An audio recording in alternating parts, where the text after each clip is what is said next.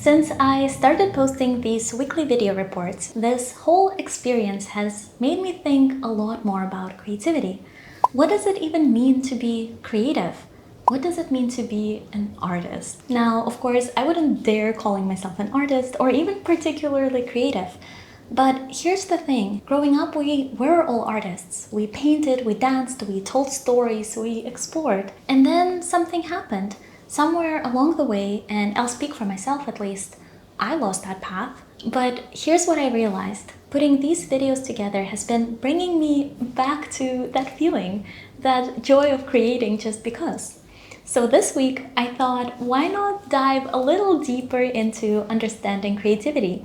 And earlier today, that thought brought me to my first oil painting class that I want to tell you about.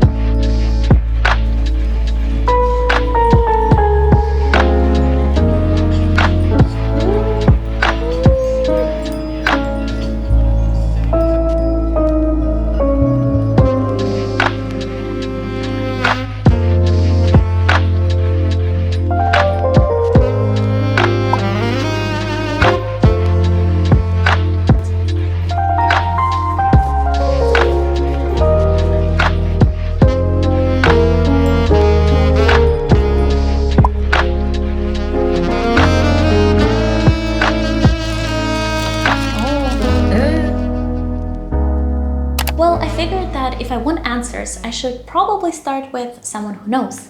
Someone whose life is fully dedicated to their art.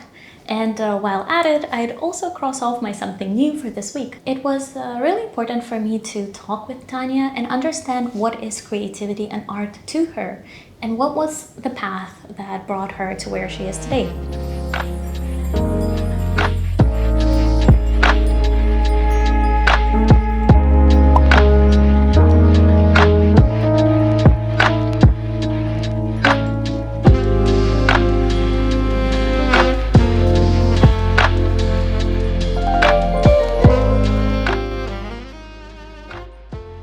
It's a lot harder than I expected. Of course. Well, no, I mean, I knew that it is hard, but it's just the fact that it's an empty canvas and you can do anything you want. There's a fear of making a mistake, even though, of course, oil painting is very forgiving. Yeah. I think my inner perfectionist is dying right now. But you know, struggling. Like with my experience, anybody has this feeling of making mistakes. I think it's a human thing. Oh, that's true. Yeah. What is art for you? For me, art, I think it's when you disappear, when you do something, you just disappear. It's like meditation. When I draw, I just don't think about anything else.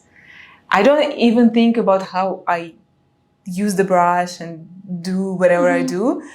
I don't think about this. I just like disappear. It's part of you and you giving the world something that you create that inside you. So you just... Yeah.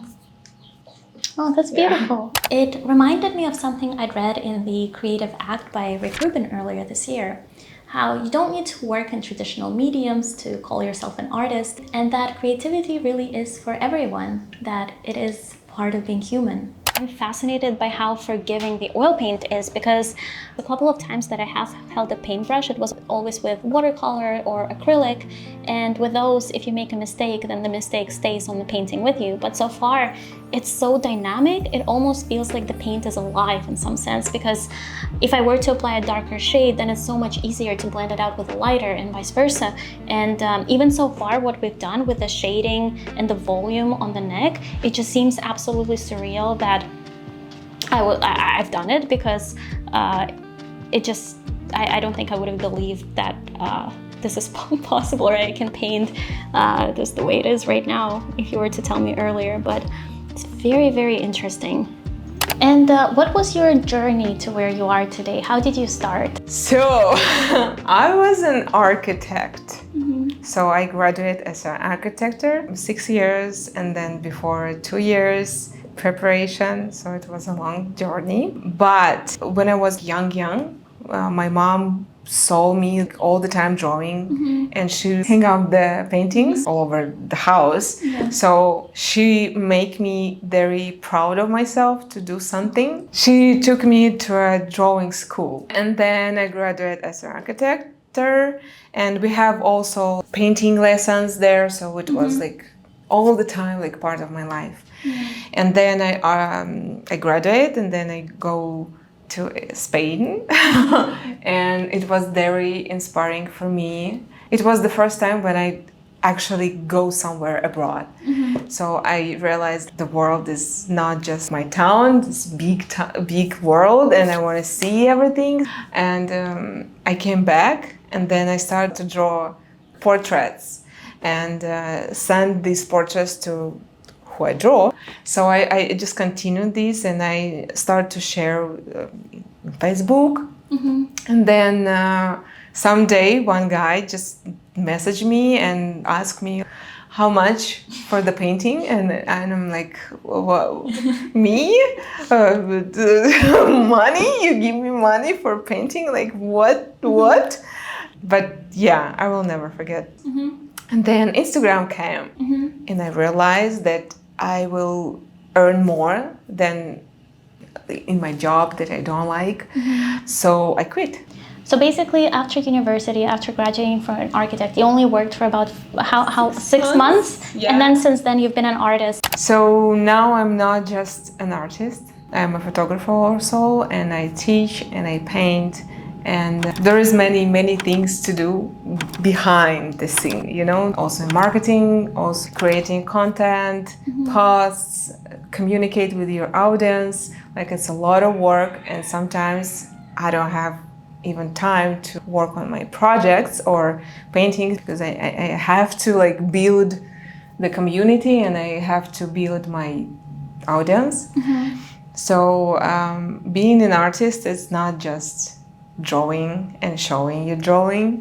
It's more complicated nowadays, and I heard from a lot of artists that it's frustrating because you have to have a social media nowadays because how else people are going to find out about you, right? So and you have to do it like quality, and to do it quality it takes time. You have to take this part from your painting to create marketing and social media and this and this and this. So it's like a job. Yeah. I'm also curious about teaching. What is your favorite part about teaching others how to paint? Because honestly, today was such an amazing experience. So I'm just curious how it is for you, because I know what it feels like to be a student, but how is it for you to be on the other side, and what it means for you to teach? First of all, actually, when I tried the first time, it was so difficult because I give a lot of energy, and you know, I want everyone be able to do like really good painting. But then eventually, like, oh, maybe we try again. Oh, maybe we try again. It's become like the more practice. Yeah, you have, because actually, the result of my students, it's my confidence. I see. If I'm confident that you will do it, you will do it. Yeah. I don't know how it works, but it's like I'm teaching maybe 7 years. And for me, I'm becoming more confident with my work, with my, like, I know more stuff. I teach a lot of people, like thousands of people now. So I become very confident. And for example, if before they do this maybe in 8 hours, now you can do it in 4 hours. Yeah.